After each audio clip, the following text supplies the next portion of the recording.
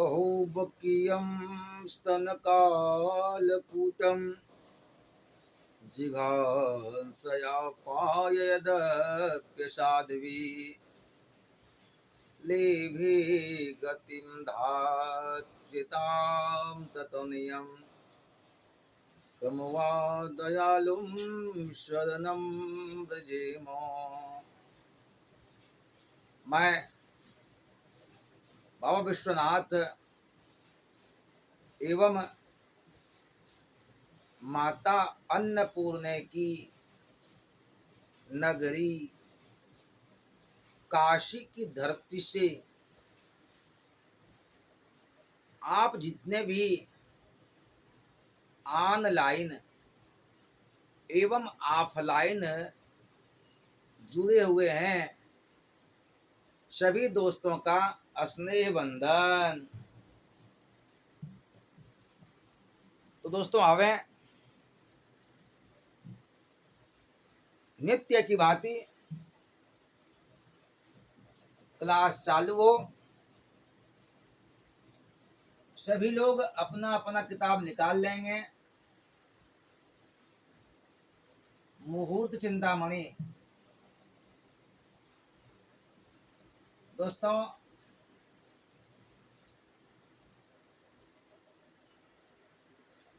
मुहूर्त चिंतामणि के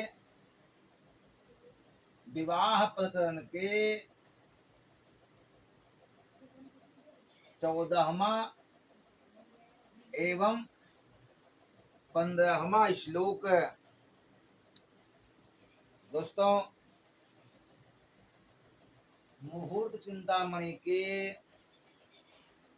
विवाह प्रकरण के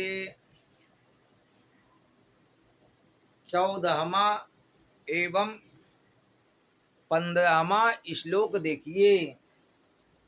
पहले 14वां श्लोक देखिए क्या लिखे हैं। आद्य गर्भो सुत कन्नयोर द्वयोर्जन्म माशभ तिथौ करग्रह नोचितोथ विबुधे प्रशस्यते चेद द्वितीय जनसो सुतप्रदः। दोस्तों इनका अन्वय देखिए क्या लिखे हैं। अन्वय में ये लिखे हैं जन्माशभ तिथौ आद्य गर्भ सुत कन्नयोः द्वयोः करग्रह नोचितः चेत द्वितीय जनसो सुत कन्नयोः करग्रह सुतप्रदः विबुधे प्रशस्यते। दोस्तों इनका कहना ये है कि अगर यदि जैसे ये मान के चलिए कोई व्यक्ति है, कोई एक व्यक्ति है जिसका कि सिंह राशि है, जिसका कि सिंह राशि है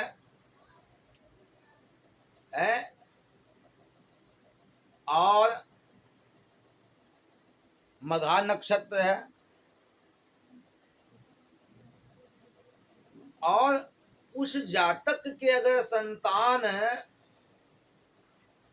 ऐसे जातक के जो संतान हुए उनका भी अगर जातक का भी सिंह राशि है, पिता और जातक का नक्षत्र एक है, पिता और जातक का मास एक है, महीना एक है। दोस्तों तो प्रथम गर्भ से जायमान जो संतान है उसका विवाह करना शुभ नहीं कहा गया है। ऐसे जातक का विवाह करना शुभ नहीं कहा गया है। जैसे कि अब आप लोग बोर्ड की ओर देखें, इनका कहना यह है जैसे कि जन्म का मास,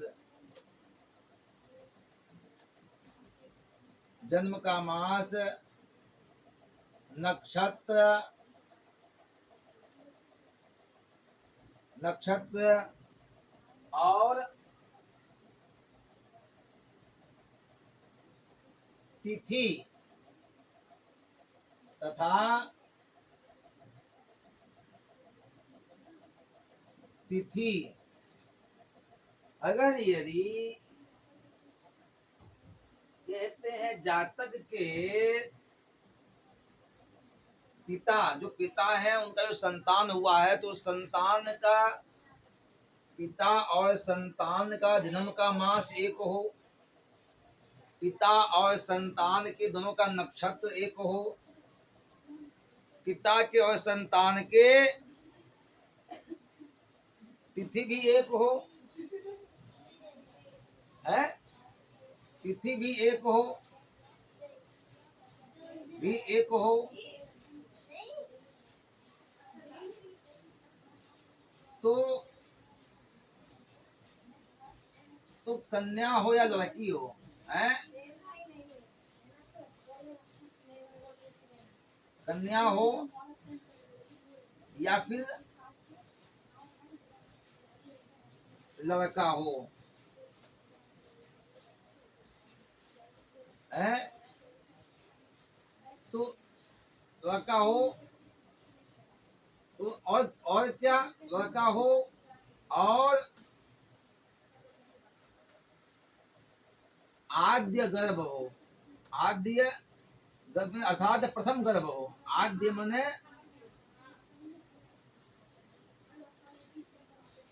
प्रथम गर्भ हो।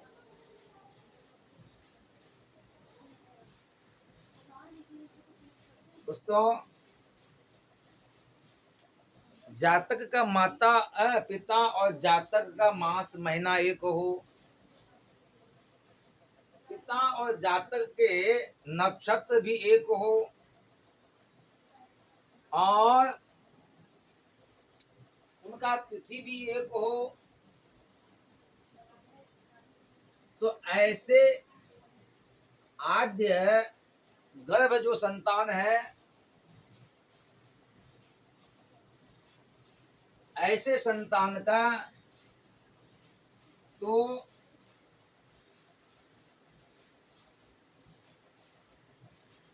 संतान का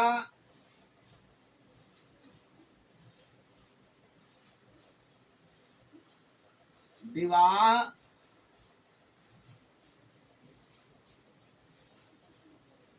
करना शुभ शुभ नहीं है, विवाह करना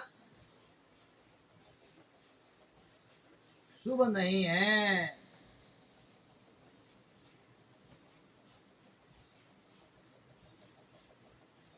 भाई, पिता और जातक का नक्षत्र एक हो, पिता और जातक का महीना एक हो, पिता और जातक का तिथि एक हो, और तो चाहे बेटा हो चाहे बेटी हो, तो अगर वह पहला गर्भ है, प्रथम गर्भ है, तो उसका विवाह करना शुभ नहीं कहा गया है। परंतु परंतु दूसरा गर्भ,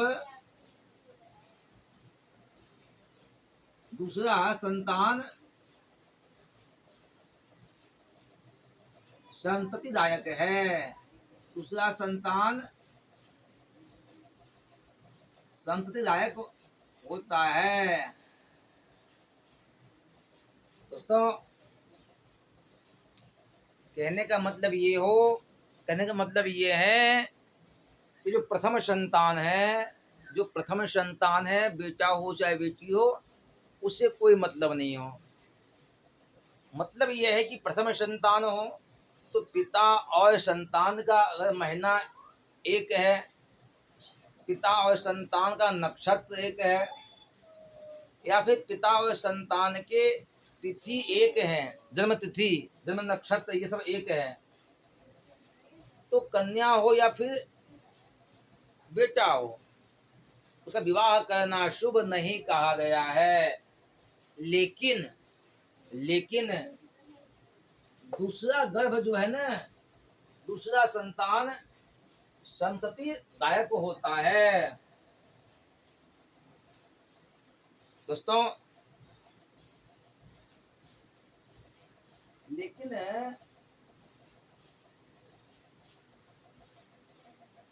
अगर यदि दूसरा गर्भ ऐसा हो, अगर यदि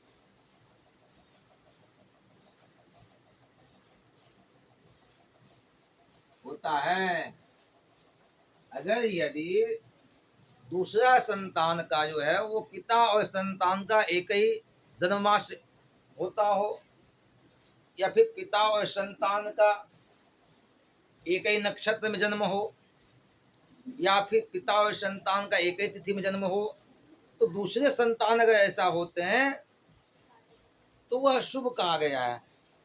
वह शुभ कहा गया, वो संतान जो है उसके उससे जो है और यह संतति वाहन ये होता है। जो माता पिता हैं वो और संततिवान होते हैं, अर्थात दूसरे संतान का जन्म का महीना, जन्म का नक्षत्र और जन्म का तिथि अगर पिता से मेल खाता हो तो दूसरा संतान शुभ है, वह संततिदायक है। ठीक है दोस्तों, आइए 15वां श्लोक को देखिए क्या कहते हैं। ज्येष्ठ द्वंद्व मध्यमम संप्रदिष्टम त्रिज्येष्ठम चैन्यव युक्तम कदापि केचित सूर्यम वह निगम प्रवंझया चाहुर दिवान्योन्यम ज्येष्ठयो स्याद् विवाह। दोस्तों, इनका अन्वय देखिए क्या कहते हैं।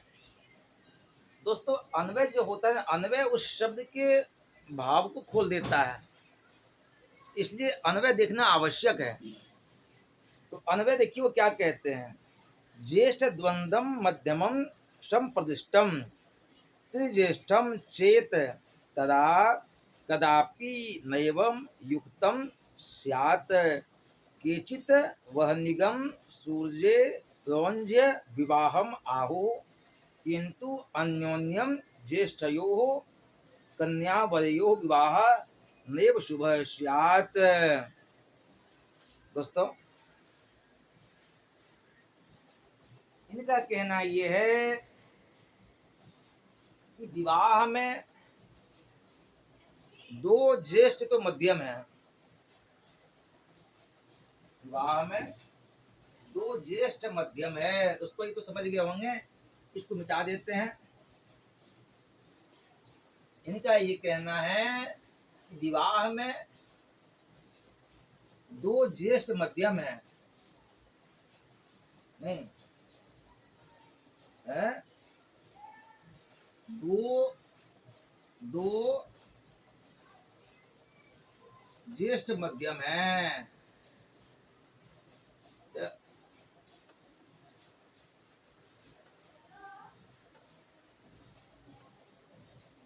दोस्तों, दो ज्येष्ठ मध्यम है, अर्थात लड़की भी ज्येष्ठ हो, सबसे बड़ी हो भाई बहन में, और लड़का भी ज्येष्ठ हो, तो दोनों ज्येष्ठ मध्यम है, दो ज्येष्ठ मध्यम हैं। लेकिन लेकिन अब कहते हैं लड़का भी ज्येष्ठ हो, हैं? लड़का भी ज्येष्ठ हो, नहीं, और लड़का भी ज्येष्ठ हो, लड़की भी ज्येष्ठ हो, हैं? लड़की भी ज्येष्ठ हो, और ज्येष्ठ का महीना हो, ज्येष्ठ का महीना हो तो शादी करना शुभ नहीं है। तो शादी शुभ नहीं है।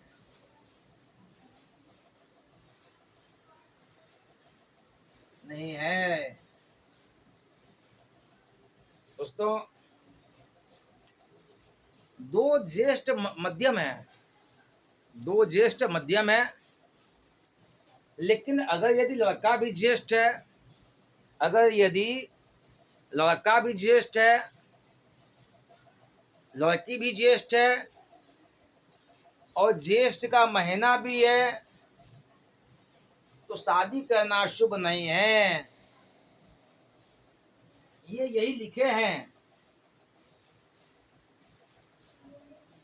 त्रिज्येष्ठम चेत तदा कदापि नेव युक्तम स्यात्। है, अगर तीनों ज्येष्ठ मिल जाए तो ये कदापि युक्त नहीं है। अर्थात ऐसी अवस्था में अगर तीनों ज्येष्ठ हों तो ऐसी अवस्था में विवाह नहीं करना चाहिए। आप सीधा सीधा ये समझें कि अगर यदि लड़की ज्येष्ठ हो, लड़का भी ज्येष्ठ हो, तो ज्येष्ठ के माह में विवाह नहीं करना चाहिए। तो विवाह करना शुभ नहीं है। अर्थात तीन ज्येष्ठ शुभ नहीं है। दोस्तों समझ गए? विवाह में तीन ज्येष्ठ नहीं होना चाहिए। कौन कौन? लड़की भी ज्येष्ठ हो, लड़का भी ज्येष्ठ हो और ज्येष्ठ का महीना भी हो। तो ऐसी अवस्था में विवाह नहीं करना चाहिए। तीन ज्येष्ठ अगर प्राप्त हो जाए, तीन ज्येष्ठ अगर यदि मिल जाए तो विवाह नहीं करना चाहिए। अब दोस्तों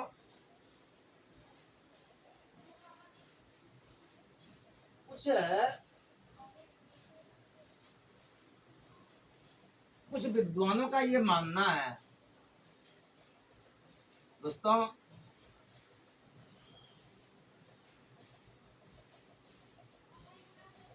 कुछ विद्वानों का ये मानना है, ये मानना है कि यदि यदि कृतिका नक्षत्र में, यदि कृतिका नक्षत्र में सूर्य हो, अगर यदि कृतिका नक्षत्र में सूर्य हो तो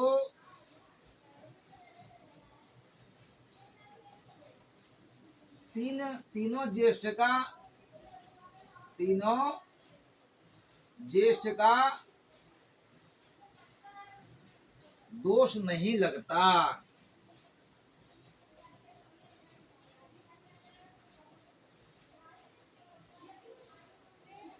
नहीं लगता दोस्तों।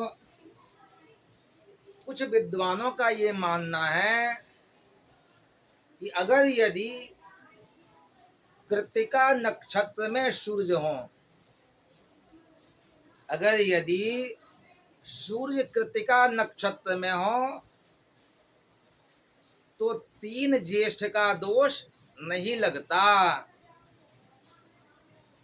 कुछ विद्वानों का ये मत है कि अगर यदि सूर्य कृत्तिका नक्षत्र में हो तो तीन जो ज्येष्ठ का दोष है वो दोष नहीं लगता।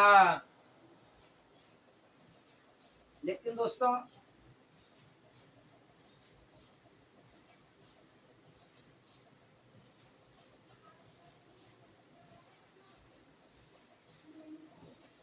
कहते हैं किंतु अन्योन्यम ज्येष्ठयो कन्या वरयो विवाह नेव शुभ स्यात्। अच्छा, दोस्तों इनका कहना ये है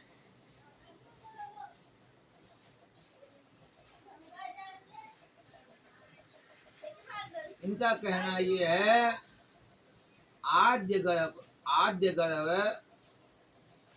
गर्भ का या तो लड़का हो या फिर या लड़की हो,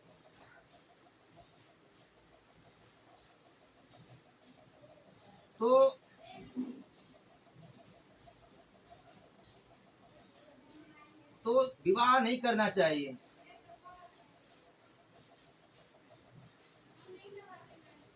विवाह नहीं करना चाहिए।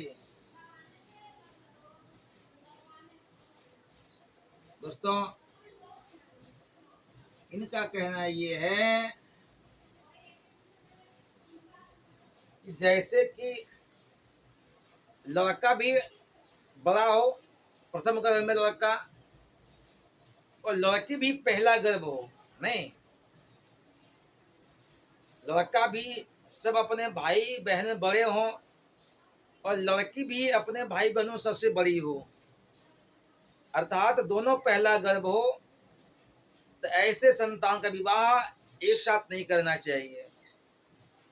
कहने का मतलब ये है कि इधर लड़की ज्येष्ठ है, उधर लड़का ज्येष्ठ है ना, दोनों बड़े हैं अपने घर में भाई बहन में, तो दोनों ज्येष्ठ का विवाह नहीं करना चाहिए। या तो लड़का अपने भाई बहन में छोटा हो या फिर बड़ा हो, या फिर अगर लड़का बड़ा हो तो लड़की उधर जो है अपने भाई बहनों में छोटा हो, बीच का हो, कहीं का भी हो, बड़ी वह ना हो। तो दोनों अगर आद्य गर्भ के हैं तो ऐसी अवस्था में दोनों का विवाह नहीं करना चाहिए, अन्य के साथ करना चाहिए। दोस्तों समझ गए होंगे। अब ये क्लास यहीं संपन्न की जाती है, फिर कल मिलते हैं, तब तक जय माता दी।